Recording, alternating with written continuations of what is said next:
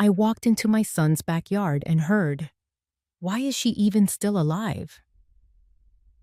Little did they know what I had hidden in my will. I used to think turning 75 would be peaceful, but it turned out to be a trap. My son, the boy I raised with every breath of my life, called me to a luxury apartment in the city. He said it was a surprise gift for my birthday. I was moved to tears, but not even an hour later, the moment I stepped inside, the door slammed shut behind me, and I knew that apartment was never meant for me. Have you ever been deceived by your own family with a gift? I have.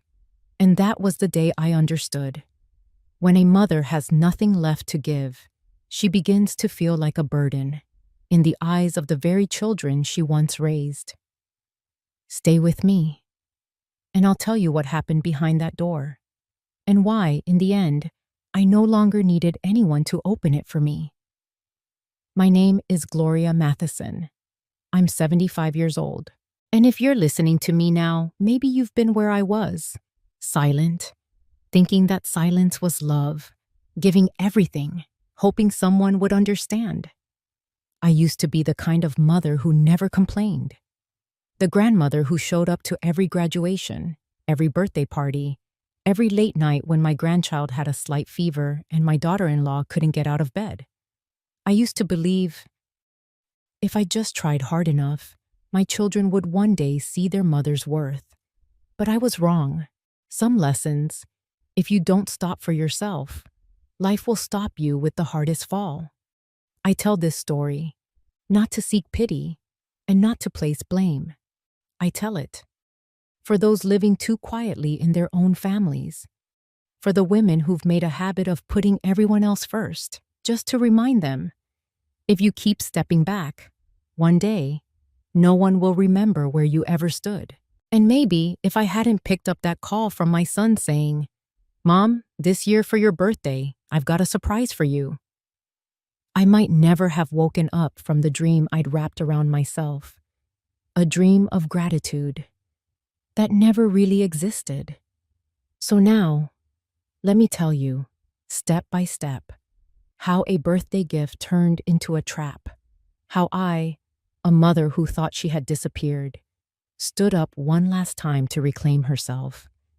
And it all began with one fateful dinner. My son threw wine in my face when I refused to pay the bill at a fancy restaurant. There was no warning, no harsh words, just a flick of the wrist, and the red wine splashed onto my face like cold February rain. It slid down my cheek and onto the silk scarf I'd kept since the 80s. They say a slap can kill your pride. But that glass of wine didn't kill me. It woke me up. That dinner was for his wife's birthday, a private table at the most expensive place in East End, the kind of place where candles are tucked into glass jars like treasures, and the menu has no prices. I came because he insisted. "You just need to be there, Mom. You don't have to worry about anything," he told me 3 days earlier. I should have known the moment I stepped inside. No one stood up to greet me. No hugs. No smiles. Jenna, my daughter-in-law, looked me up and down like I was a coffee stain on a silk chair. Everything was already on the table. Flutes of champagne, a 5-course menu, and an air that made it clear I didn't belong. I ordered only water and a small salad. I've never been one to spend recklessly, especially since I retired. My pension covers the basics, enough to get by, but not more. I'd spent my whole life for my son, and frugality had become second nature. Jenna ordered lamb. There was baked lobster, 3 bottles of wine described by the waiter with strange words like vintage and a smoky finish on the back of the throat. When the check came, Ethan pushed it toward me. "You have your card, right? They're waiting." I thought he was joking. I gave a soft laugh, waiting for him to take it back. But he didn't laugh. "Are you kidding? This isn't a game. Please don't embarrass me in front of everyone." His words were sharp, cold, and deliberate, like needles. I looked around the table. No one said a word. Eyes darted away. I heard the faint clink of forks on plates. Someone laughing softly at the next table. Not a single person stood with me. I shook my head gently. I didn't bring enough, and I never agreed to pay for this. My voice wasn't loud. It didn't tremble. Just a quiet note of exhaustion. I'd paid for birthdays, anniversaries, even for the things Jenna accidentally overspent on, and always covered it with my retirement money. But this time felt different. Something in me paused. I was learning to say no. Then the wine flew. Part of it was Ethan's shaking hand. The rest was a cruelty long hidden, now laid bare. I didn't scream. I didn't cry. I simply closed my eyes as the wine soaked my collar. No one at the table stood up. No apology came. Jenna turned her face away, and I saw her lips curl into a smile. I stood. The heavy wooden chair scraped the floor with a piercing screech. I wiped my face with the napkin, once pure white, now stained crimson. I didn't look back at my son. I didn't need to. I walked out in silence, my heels echoing against the marble floors. The wind outside was cold, but not colder than I felt inside. I walked home. Every step felt like I was leaving behind a play I no longer wished to perform. Streetlights flickered. I stopped at a corner store, bought a box of tissues and a bottle of face wash. The woman behind the counter gave me a look of concern when she saw the blotches on my blouse. "I'm fine," I said, though no one had asked. I got home just past 10, sat on my old sofa, and looked in the mirror. Mirrors don't lie. I saw a 75-year-old woman. Eyes once filled with hope, now hollowed. I thought of every time Ethan asked me for money. Every time Jenna said I was behind the times. Every time I stayed silent, because I thought that was love. But it wasn't. Love doesn't humiliate. Love doesn't come with public disgrace. That night, I opened my journal. For the first time in years, I didn't write much, just one sentence. I don't deserve to be treated like this. And I knew, tomorrow, I'd start doing something different. I sat motionless at the edge of my bed. The scarf had been washed and hung to dry over the chair, but the smell of wine still lingered at the collar. That scent wasn't just aged grapes, it was shame. It was the smell of something breaking inside a mother. I didn't sleep. My eyes stayed open, staring at the ceiling. I kept wondering, had I been too soft? Had I loved him the wrong way? They say loving your child means never expecting anything in return. But if love leads to contempt, then what is it? I thought about all the times before. That night, Jenna lost her keys and called me at 1 a.m. I drove 40 minutes in the rain just to let her in. I remembered Ethan's birthday last year, how I baked his favorite butter cake from when he was a boy, then waited 2 hours in their kitchen, only for Jenna to say, "Just leave it, we ordered one already." I'd gotten used to enduring, to nodding, to pulling out my checkbook whenever they said they were short. I never asked what for, maybe because I'd once been the one who borrowed. When Ethan was small, I took loans from friends to pay for his school. I sold my wedding ring, just to afford treatment for his father, even when the doctor said it was too late. I did it all because I believed, someday, when Ethan was grown, he'd understand. He'd protect me the way I once protected him. But he didn't. He threw wine in my face. I remember the couple at the next table. The woman looked at me with pity. The man leaned in and whispered something to her. I felt exposed, standing on a stage, no costume, no dignity, no one to defend me. I felt ashamed. I used to teach literature for 34 years. I once stood before classrooms filled with students, received thanks from parents whose children I inspired to love words. but just one glass of wine. And I felt worthless. And yet, strangely, that very moment is what woke me up. I no longer wanted to be the silent backbone of a family that looked down on me. That night, I wrote again in my journal, for the first time in years. Just one line. I don't deserve to be treated like this. And I knew tomorrow I'd begin to do something different. I only meant to step out back and water the rosemary. But that voice, it froze my blood. I did this every morning, not because the plants were desperate for water, but because I needed an excuse to step outside the suffocating walls of this house. A place that once felt like home, but now felt more like a waiting room. I hadn't slept the night before. The words, the looks from the restaurant still haunted me. But beneath all of that was the sting of a truth I could no longer ignore. I carried my silver watering can and stepped into the backyard. A thin layer of snow still blanketed the ground. Morning light hit the frost like glitter on mourning cloth. Each breath came out in a soft puff of white. The patio table was still laced with dew. The little lavender pot sat near the fence, the rosemary just beside it, still holding on, stubborn in the dead of winter. I lifted one small branch, gently, like brushing the hair of a forgotten child. I sat down on the folding wooden chair pressed against the outer wall. The watering can rested by my foot as I waited for my hands to warm. That's when I heard Brittany's voice, coming from the porch. I swear, if I have to keep living with her like this, I'm going to lose my mind. I looked up. My face didn't move, but my heart pounded so hard, my hand gripped my wrist to steady it. Her voice carried.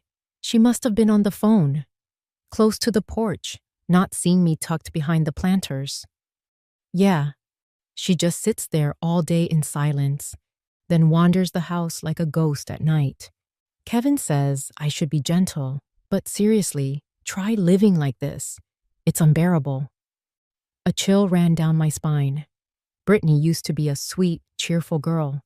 I thought she cared about me, at least enough to keep a basic level of respect. Before I could stand, Kevin's voice broke in. I heard the sliding door creak. He must have stepped outside. I don't know what to do. She's not the same anymore, he said, quiet but clear, like a confession he'd held for too long. I turned my face to the wooden wall. The cold seeped into my shoulders, but it wasn't as cold as what I'd just heard. Footsteps crunched in the snow. Maisie. I heard her pass by, her voice slicing clean through me. We don't even invite friends over anymore because of her. I didn't move. I didn't cry. Maybe my body had paused every emotion to protect itself. I sat there, frozen. Every cell in me repeated just one thing. This is my family. This is my son. This is my granddaughter. I stayed there for a long time, hands still resting on the cold watering can.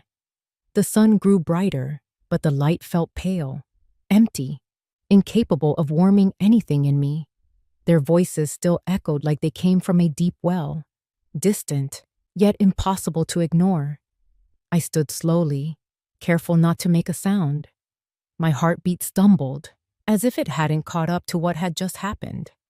I stepped past the lavender, careful not to crunch the snow beneath my feet. In my head, everything played in reverse. The nights I stayed up sewing Kevin's shirts when he was 10. The times I watched over Brittany after she gave birth, still shaking while making bottles. The bedtime stories I read to Maisie, her little body curled beside me, eyes shining like stars. If she just died before Christmas, I'd take it as a gift from Santa. That sentence didn't slip out. Brittany didn't whisper. She said it clearly, deliberately, without hesitation, which meant it had lived in her mind long before she said it aloud. I walked around to the back door, eased it open, and stepped into the kitchen. No one knew I'd been outside. They were still scattered somewhere in the house. Brittany, maybe upstairs. Kevin in the garage. Maisie. I didn't know. I placed the watering can on the sink. My hand still smelled of mint and rosemary. It used to bring me peace. Now it just felt hollow.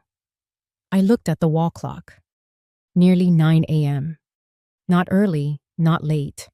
Enough for a household to begin their day, but I didn't want to begin anything anymore. I poured myself a glass of water, didn't drink it, just stood there, staring out the window, where sunlight touched the snow-covered lawn. That's when I heard Brittany again, this time, inside. She was still on the phone. Her voice was lower, but not low enough. No, my mother-in-law still won't say a word. She knows we're uncomfortable, but she keeps pretending she doesn't.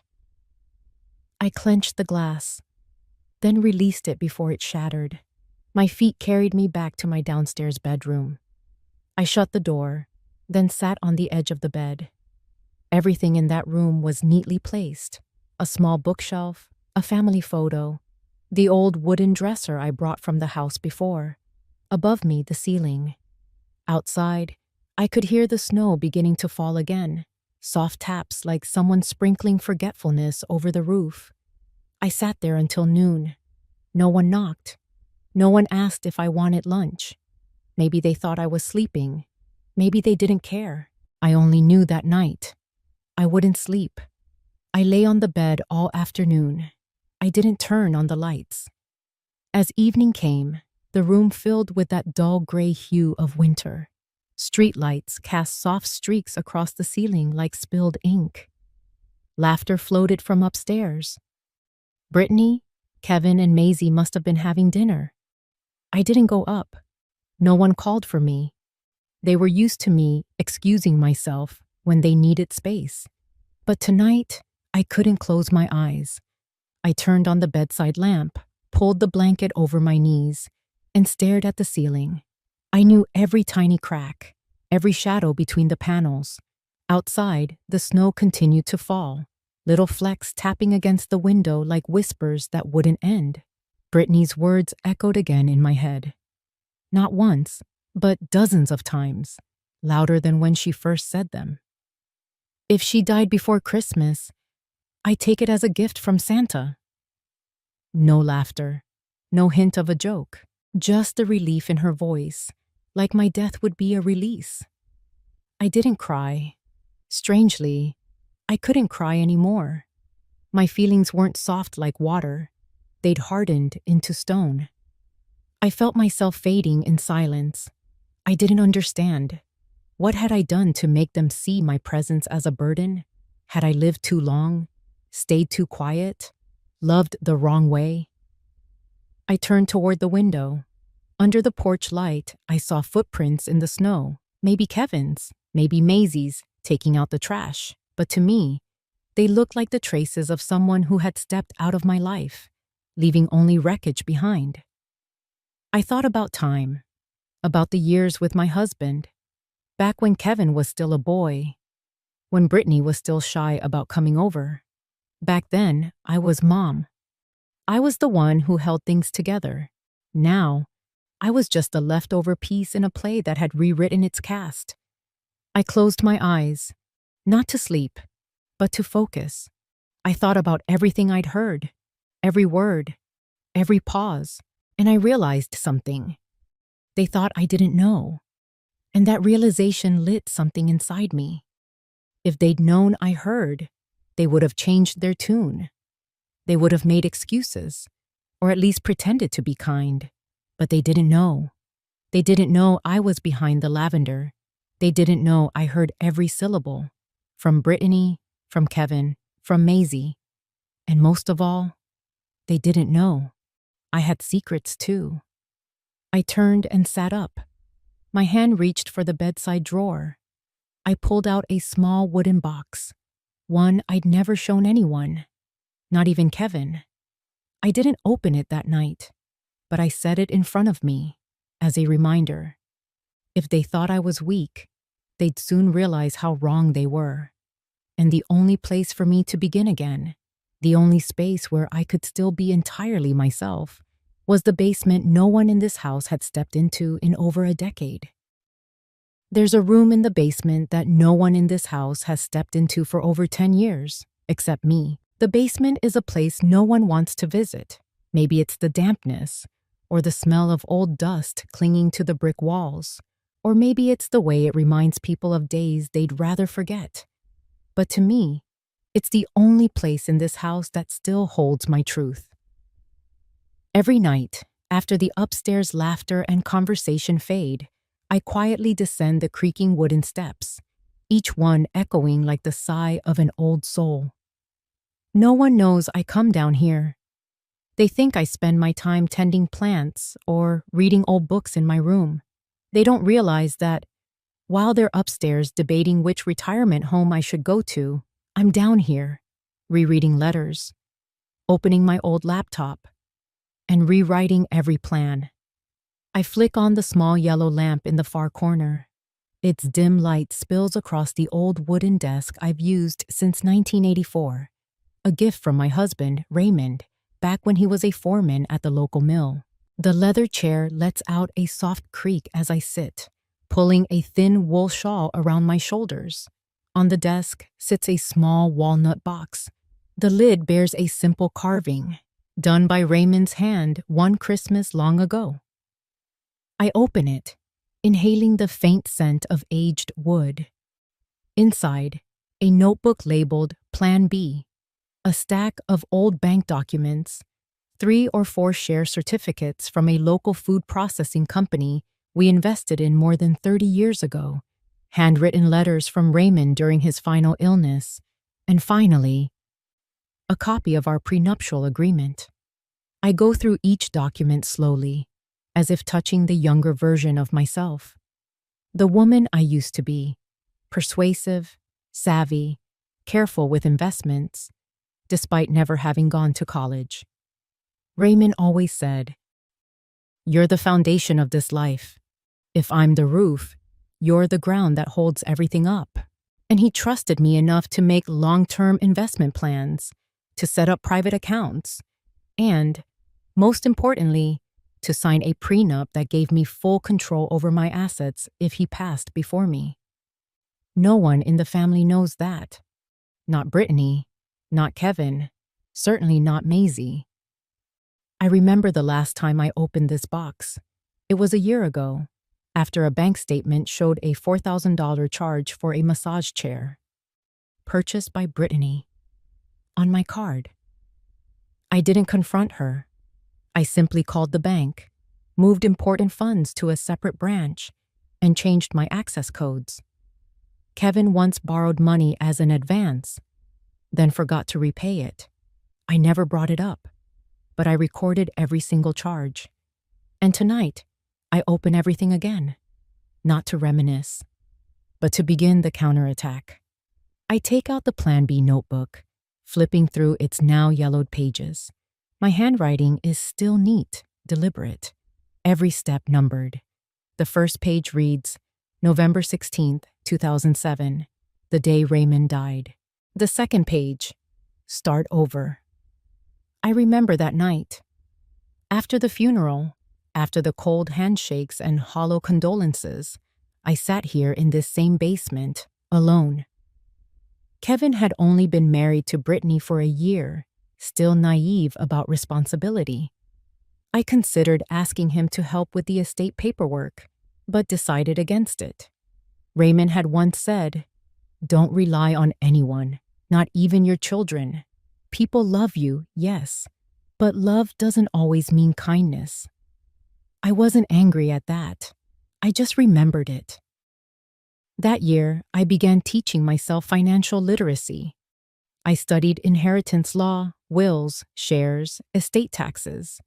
At first, none of it made sense, but I kept reading, and it slowly took root. This basement used to be where Raymond read the paper every evening, sipping bourbon on weekends. After he passed, I turned it into a small office. No one noticed. They thought I came down to dust. I plug in my old laptop. The charger light blinks a few times, then holds steady. The operating system is slow but functional, In the private folder, I store scans of financial records, transaction logs, and most recently, a draft of a new will. Brittany once asked me, half joking, half serious, "Do you plan on dividing the house later? We need to know if we can start renovations." I smiled. As long as I'm alive, I still get to live in this house. But truthfully, I'd already started planning the division, not because of her question, but because of the words she didn't know I heard in the backyard. I glanced through an old email, then opened a new message. The recipient, redacted. Legal service, US. A lawyer I once worked with 20 years ago at a local community center. Young, dedicated, discreet. Dear Nathaniel, this is Gloria. I'm not sure if you remember me. I'd like to review a will and get some private legal advice. Please keep this confidential from my family. I'm available next Tuesday afternoon if you are. Best regards, Gloria Matheson. I hit send and exhaled, long and slow.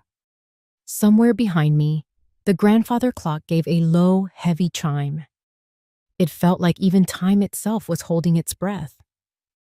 I pulled open a drawer and retrieved a folder, the asset division plan I drafted earlier this year.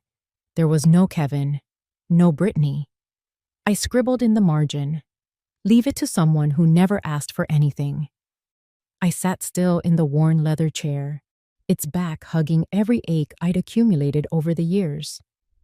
On my lap lay a frayed handkerchief, initials RM, stitched in silver thread. I pressed it to my cheek, as if to hear an old whisper. Raymond always said I was stronger than I knew. Maybe he was right. On the desk were 3 old wills I had once written and abandoned. Each one crafted in a moment when I thought I couldn't take any more. But I kept enduring, kept pretending, kept quiet. Not this time. I wasn't writing another draft. I was writing the final version. I turned on the desk lamp, pulled out a blank sheet of paper. My hand trembled slightly, but I kept writing. I, Gloria Matheson, being of sound mind and firm will, declare this to be my last will and testament. Line by line, the words formed. I left this house, the one they live in, mock me in, for a community education charity. The food company shares went to Margot, an old friend who helped me after Raymond's passing. And my savings? Half to the public library, half to Nathaniel, for handling what comes next. Not a cent to Kevin or Brittany. No explanations. They didn't need one. I signed it, set the pen down. For the first time in years, I felt like I'd grown a year younger, not older. I stood, took the will to the corner of the basement, and unlocked the small safe. Clack. Opened.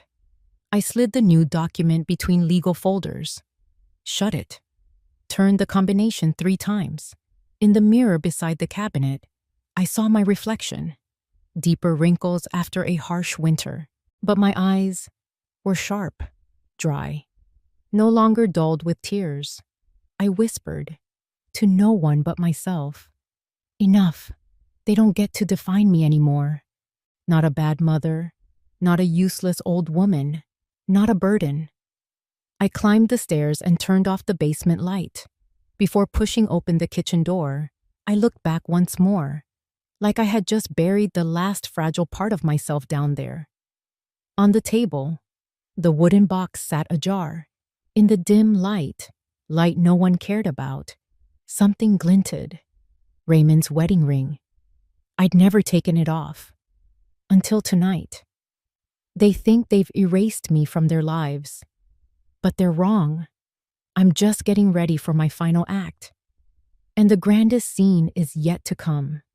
At the very party where I was never invited. I sat in the corner of the room, watching eyes pass over me as if I were a misplaced caterer at my own son's party. Soft cream-colored lighting bathed the tables, each draped in white silk. Silver-dusted faux pine branches shimmered among small candles, and tall crystal bowls brimmed with champagne. Expensive perfume floated in the air, mingling with the low hum of polite laughter. Everything was perfect, except for one thing. I didn't belong here. I arrived early, intentionally early. I changed outfits 3 times before settling on the navy velvet dress that still fit, with a white silk scarf Raymond gave me on my 60th. I wanted my son to see I had tried. I wanted to look like I was part of the evening, an event honoring the woman of the house, as the invitation Elena sent so proudly declared. The moment I stepped into the restaurant foyer, I saw the hesitation in the host's eyes. "Sorry, ma'am. Are you sure you're Gloria Matheson?" I nodded, handed over my invitation. He glanced at it, then scanned the guest list. After a full minute, he looked up and gave a tight smile. "Ah, yes. You're at table 17. Back left, near the kitchen. This way, please. Table 17. I walked past the beautifully arranged tables, place cards, fresh flowers, glowing candles. Mine had a plastic bouquet and 2 older guests I didn't recognize, whispering until I arrived. No one welcomed me. No one smiled. Across the room, I saw Elena directing servers, wearing a sparkling crimson dress, hair swept into a high bun, earrings twinkling like little stars. For a second, I thought she saw me, but then she turned away, laughing with another woman, her hand hooked through someone else's arm. I reached for a napkin to wipe the sweat from my palms, only to see it was printed with the words, "Elena and Wyatt's Legacy Night." My name wasn't there. A young waitress approached, eyeing me carefully. "Excuse me, are you with the catering service? Did you bring the food tray?" My mouth opened, but no sound came. Then quietly, I said, "I'm the groom's mother." The waitress flushed, mumbled an apology, and backed away quickly. I sat there, motionless, hoping if I stayed still long enough, the room might forget I was ever here, and maybe, just maybe, I wouldn't have to witness what came next. An hour passed. Then Wyatt walked in, late, as always, dressed in a sleek black suit, burgundy tie, moving like the world owed him its attention. He didn't look my way, didn't wave, didn't smile. But when he took the mic, his voice filled the room. "Thank you all for coming tonight, to this special evening, where we honor the incredible woman who has supported, built, and sacrificed for this family." I held my breath. "Elena." Applause exploded. Elena bowed slightly, hand over heart like an actress accepting an Oscar. I felt a sharp pain in my chest. My eyes met those of an older woman at the next table.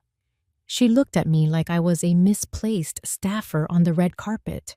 I lowered my head. I didn't eat. I didn't drink. My chest tightened. But I didn't leave. Not yet. I rose slowly, walked toward the hallway that led to the restrooms. My low heels tapped softly on the polished stone floor. In the dim mirror, I saw myself. Velvet creased at the hip, cheeks flushed from champagne I hadn't even tasted. I locked the stall door, sat on the cold porcelain, trying to breathe. I didn't cry. Not yet. But my throat burned, like smoke curling inside my chest. I closed my eyes, breathed slowly, and then, who's that woman sitting in the corner? She looks like a retired maid. A voice outside, between the click-clack of heels. Another voice giggled. I thought she was staff too, until I saw her just sitting there like a statue. I didn't feel shame. I felt silence, emptiness. I used to believe if I just gave a little more, waited a little longer, things would fall into place. But no, they didn't need me, not anymore. I opened my purse, my fingers trembling, pulled out my phone. My hands were dry, cold. I typed slowly, "Jack, I need the house deed transferred solely into my name, as soon as possible. Call me tomorrow morning. Jack Dawson." Raymond's old lawyer. He helped us draft the prenup back in 1992 when Raymond started his poultry distribution business. After Raymond passed, Jack stayed in touch, not for business, but out of respect. I looked at the message, then hit send. And in that moment, I knew I was done waiting for an apology. I stepped out of the stall, washed my hands in water so cold it stung. I looked in the mirror and whispered, "Gloria Matheson, stand up. You know exactly what you're doing." I dried my hands, dabbed at the smudged lipstick with a napkin printed with someone else's name, threw it into the open trash bin. I returned to the banquet room through a side entrance, no longer crossing the center aisle. The tablecloth in front of me was still pristine, untouched. My dinner plate sat full, roast turkey with cranberry sauce, beside a glass of champagne still bubbling. But everything blurred under the crystal light, as if it all belonged to a show I was no longer cast in. I sat up straight, didn't eat, didn't speak. Elena's laughter rang out from the far end of the room, bright and sharp like shattered glass. She clung to Wyatt's arm, whispering something to a group in tuxedos. They laughed in unison. Elena stepped forward, microphone in hand. "We'd like to give our deepest thanks to the woman who has been the soul, the silent hand behind the warmth of this home, the reason for Wyatt's success and our family's joy." I leaned in. Thank you to Wyatt's mother, the woman who never stopped believing in her husband and stood behind everything good. Elena! The room erupted. Champagne raised. A spotlight hit Elena's face, glowing like a winter queen. No one looked at me. No one questioned why the real mother sat alone in the shadows. I picked up my napkin, folded it in quarters. I didn't wipe my mouth. I didn't wipe away tears, because there were none. I knew I was being erased from this picture, bit by bit. No declaration, no thunder, just a slow fading, until even I couldn't remember why I was still here. A waiter passed with a silver tray. He leaned down. "Miss Gloria, Miss Elena said if you brought any food trays like last time, the kitchen can reheat them for you." I looked at him, nodded, not in agreement, but in recognition. I had just been mistaken for a server. Inside my bag was a scan of the old house deed, the house they live in now. I pulled out my phone, opened the thread with Jack. No need to say anything else. I'd said enough. That night, I left the party early, while they danced under fairy lights and jingle bells.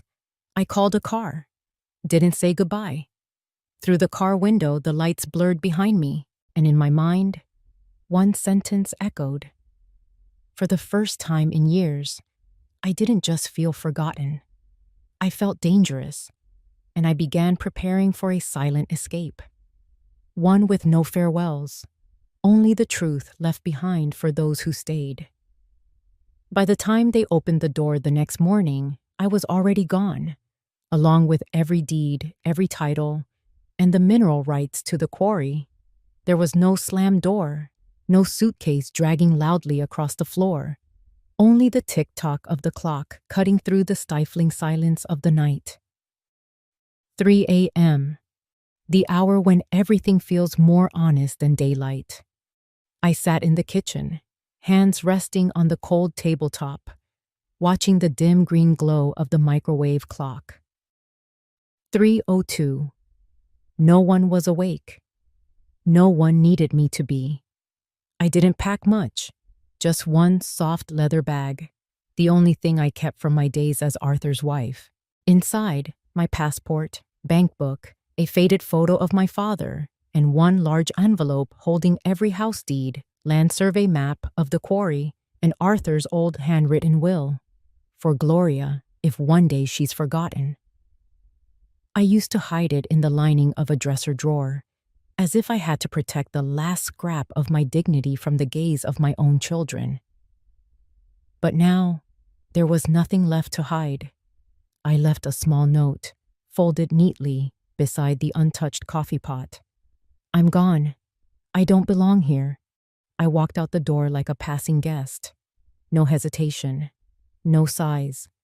Not because I was stronger than yesterday, but because every tear I held back was now watering something else. A new life. Jack's law office in Flagstaff was 2 hours from Scottsdale, but by 7:20 a.m., I was already seated across from him in a burgundy leather chair. He looked older than the last time. Thinner hair, deeper lines, but his eyes were still sharp, almost unsettlingly so. He looked at me like someone who'd just seen a flood survivor, relieved but cautious. I thought you just wanted to transfer the house title, he said. Now you want to activate the quarry rights too? I nodded. Both need to be done this morning, before noon. He leaned back, flipping through the stack I brought. His brow creased when he reached the original property license, a limestone hill Arthur had bought in 1998 on a whim during a hunting trip. Price $25,000. You know what this land's worth now? Jack asked. I shook my head. I just remember Arthur saying it was insurance for my dignity. If one day I had nothing left to hold on to. Jack exhaled. He was right. He didn't ask anything more. We signed the revocation of Wyatt's power of attorney, erasing his name from the house title and joint bank account. Then came the agreement with a local mining company, an initial deposit of $300,000 in exchange for exclusive rights to survey. If viable, they'd purchase full access within 90 days. You sure? Jack asked one last time. I answered by signing. No trembling. No pause. My name, Gloria Matheson, inked bold and certain, like the first time I wrote it after the divorce. Loretta opened the door before I could knock twice. She didn't ask why I'd shown up at 10 a.m. with a dusty suitcase. She just pulled me inside, brewed mint tea, and said one thing. Queen Bee is back. I laughed. It had been years since anyone called me that. My old nickname from the days I wore a crown in Cottonwoods County pageant, holding a mic and singing Patsy Cline's Crazy in a smoky auditorium. Loretta was my piano accompanist back then. Now she ran a bakery down on Main Street, where cinnamon rolls met the lines of time. I stayed in the attic loft above her shop. No one asked if I was okay, and that felt like mercy. No pity. No, Mom, are you all right? Just quiet mornings, the smell of cinnamon, and the ding of a cash register when Loretta sold another apple pie. I quietly withdrew funds from my personal account, inheritance from Arthur, and bought the old souvenir store next to the bakery. The faded wooden sign read, High Desert Gifts. I took it down, repainted it cream white, and hand-lettered a new name, The Second Bloom. A second bloom, not of youth, but of clarity. I spent 2 days cleaning every dusty shelf. Loretta brought over peach preserves to sell. I planted lavender pots by the window, the kind Arthur once grew on our old porch, and smiled when the first customer walked in and asked, Do you sell handmade cards? I nodded. I didn't yet, but I would. I began rediscovering what I'd forgotten. I could draw. I could fold paper. I could pick the perfect silk ribbon for wrapping. And I could greet people with a smile that didn't feel forced, because I had stopped being mother. Now, I was just Beatty, gift shop owner, in a quiet little town, and alive. One quiet weekend morning, I was wiping the front window when my phone buzzed. Unknown number, but I knew. Good morning, Miss Morrison, came a firm, courteous voice. This is Raymond Porter from Arizona Mineral. I'm calling to confirm. The exploration and mining agreement for the West Cottonwood land is finalized. You'll receive the initial $300,000 deposit within 24 hours. I didn't respond right away. My eyes followed the drifting clouds above the hills. My hand tightened slightly on the rag. Thank you, Raymond, I said slowly. And give my regards to Mr. Willis. for being the first to believe I wasn't just a crazy old woman guarding worthless land. I hung up. I didn't cry. I just sat in the shop's wicker chair, opened my journal, and wrote one line. Freedom doesn't come with announcements. That afternoon, I walked down Cottonwood's main street. The sun was warm, but not sharp. A boy sold vanilla ice cream on the corner. I bought 2 cones, one for me, one for Loretta. When I returned, she was knitting behind the counter. "Everything all right?" she asked. I handed her the cone, then placed my phone on the counter. The screen still showed 3 missed calls from Wyatt.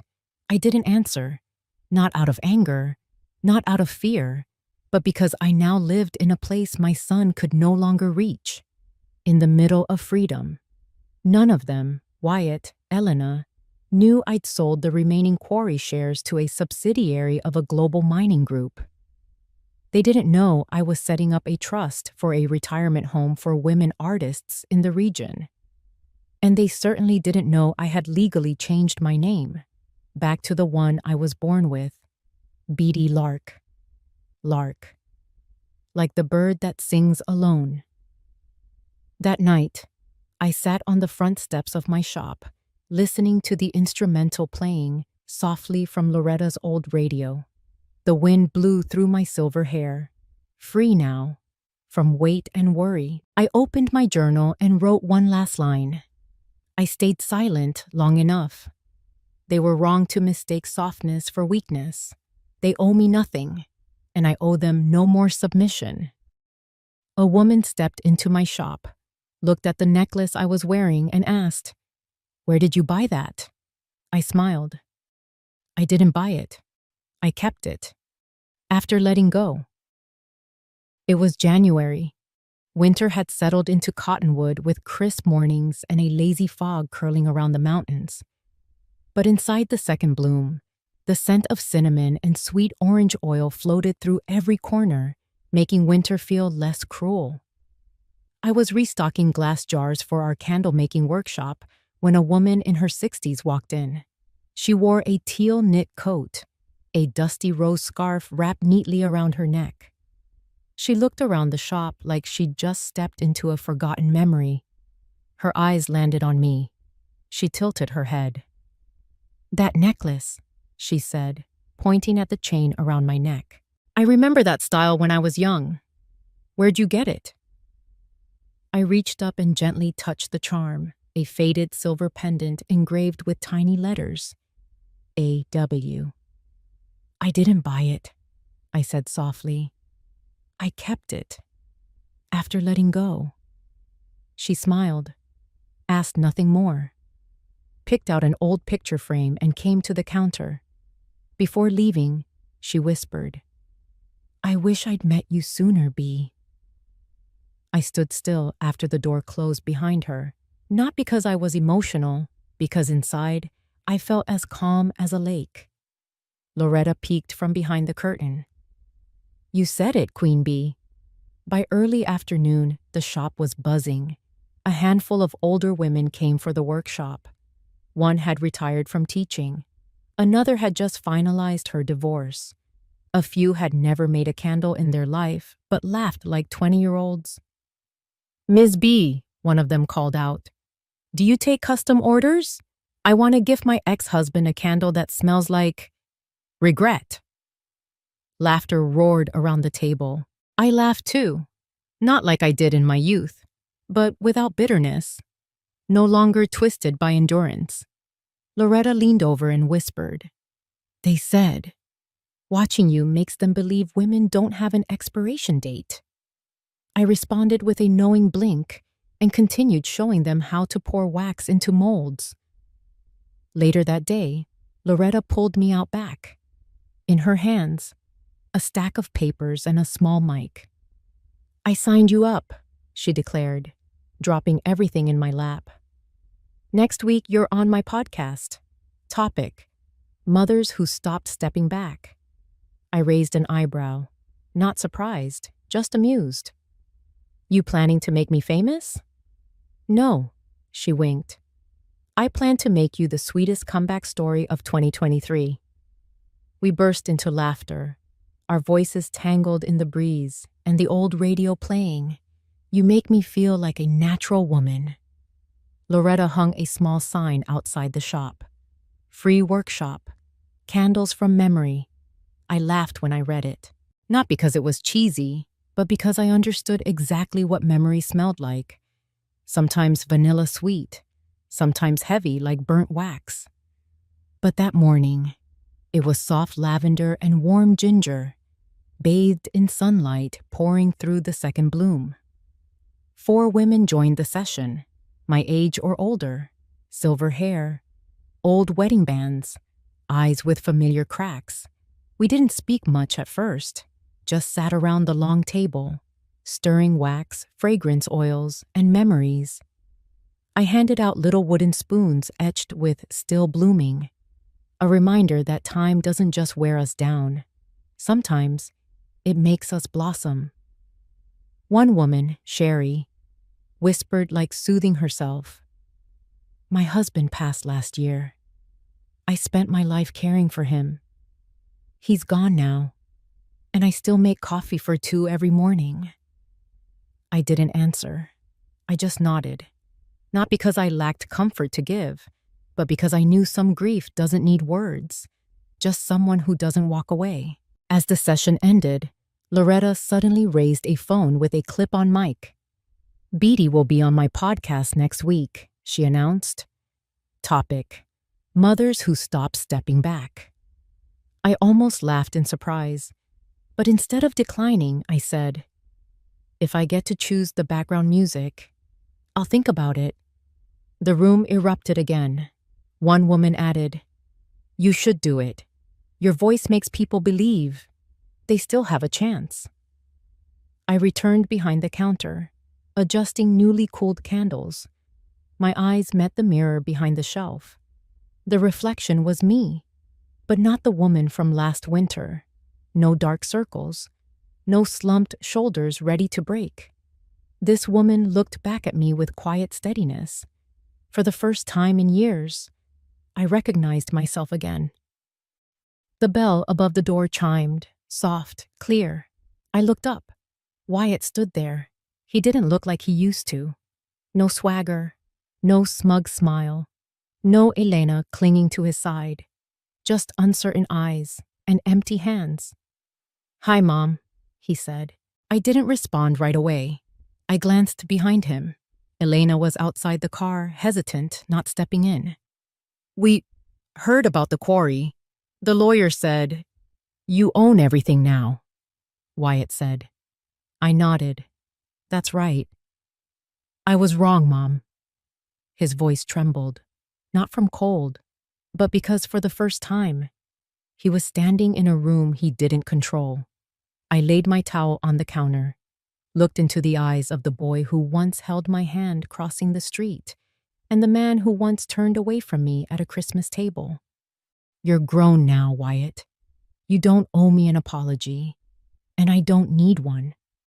I saw his eyes flicker to the laptop screen, where first-month sales were clearly displayed, $12,364. Then to the candles etched with my name, the women snapping photos, the music playing. "You make me feel like a natural woman." I wasn't angry, but I wasn't waiting. He stood a moment longer, then turned. The bell chimed again, a gentle period at the end of an old chapter. Loretta emerged from the back. "You okay?" I smiled.